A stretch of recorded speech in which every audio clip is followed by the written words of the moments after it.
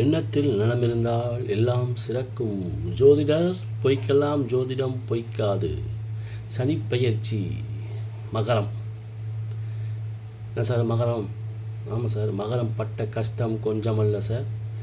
அவங்களுக்கு ஒரு ஒரு மன திருப்திக்காக அவங்களுக்கு ரெண்டாவதா, அதாவது அவங்களுக்கு 85 மார்க் சார். மகர ராசிக்காரர்களுக்கு 85 மார்க்கு. அவங்களுடைய தசாபுத்தி காலம் நல்லா இருந்துச்சுன்னா 100 மார்க் சார். அவங்க இழந்தது எல்லாம் திரும்பி பெற்றுவாங்க சார், வந்துடும். அவங்கள பற்றி கொஞ்சம் பார்ப்போம், சுருக்கமாக பார்ப்போம் சார்.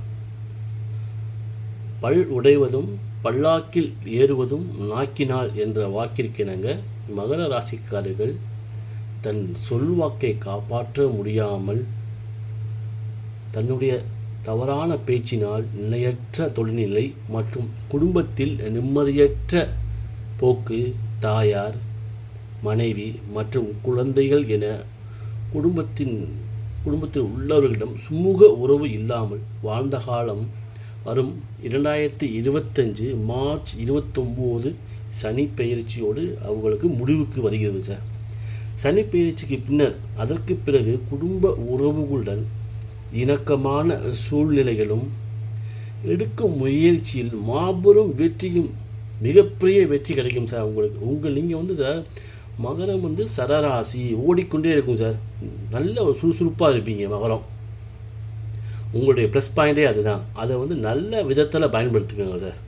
தொழிலில் நல்ல முன்னேற்றம் மற்றும் எதிர்பார்த்த லாபமும் வந்து சேரும். இது வந்து உங்களுக்கு பொன்னான காலம் சார். இந்த சனி பயிற்சி வந்து பொன்னான காலம்னு நீங்கள் நினச்சிக்கோங்க. அதாவது இப்போ லைஃப்பில் வந்து சார் டேர்னிங் பாயிண்ட்டுங்கிறது டெய்லி நமக்கு கிடைக்காது சார். ஒரு செகண்டு, நமக்கு ஒரு நிமிஷம் தான் சார் அந்த டேர்னிங் பாயிண்ட்ங்கிறது. அந்த ஒரு நிமிஷம் அதை நம்ம அப்படியே கேட்ச் பண்ணிக்கிட்டு அதை அங்கேருந்து அப்படியே போய்கிட்டே இருக்கணும் சார், ஏறிடலாம். மே 14க்கு பிறகு வரும் குரு பயிற்சி உங்களுக்கு அருமையாக இருக்குது சார். தொழிலில் மேன்மை, சுப விரயம் உண்டாகும் சார். நல்ல காரியத்துக்காக நீங்கள் செலவு பண்ணுவீங்க, ஆன்மீக பயணம் போவீங்க மற்றும் குடும்பத்தில் ஒற்றுமை மற்றும் மகிழ்ச்சி பொங்கும் சார். ஒன்றே ஒன்று நீங்கள் வந்து ஃபாலோ பண்ண வேண்டியது ஒரு விஷயந்தான்.